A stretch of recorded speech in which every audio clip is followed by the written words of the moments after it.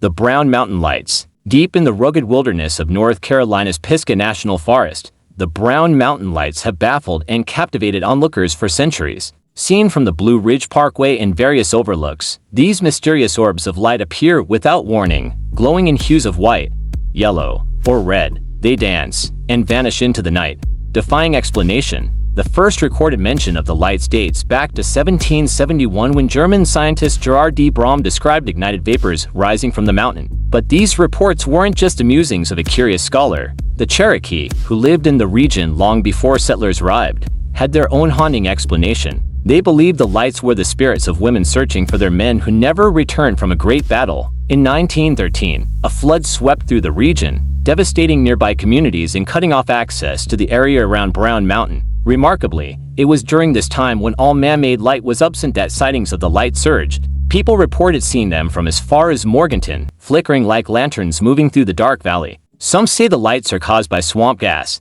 Even though the terrain isn't boggy, others suggest piezoelectricity, a reaction from the quartz-rich rock in the mountain triggered by tectonic stress. But neither theory fully explains the erratic behavior of the lights. In 1922, the U.S. Geological Survey conducted an official investigation. Scientist George Mansfield concluded the lights were merely headlights from trains and cars in the distance. Yet locals weren't convinced. They pointed out that the lights were documented long before automobiles or trains ever reached the region. Even stranger are the eyewitness accounts that defy logical explanation. In the 1970s, a hunter named Tom Parker ventured into the forest in search of deer. As night fell, he noticed an orange glow rising from the trees. Intrigued, he followed it. The light seemed to retreat, pulling him deeper into the wilderness. Suddenly, it split into two, then three, then vanished. Tom realized he was lost. Hours later, disoriented and panicked, he stumbled upon a campsite that had been abandoned for decades. Scattered around the site were rusted tools and a decayed journal. The entries, barely legible,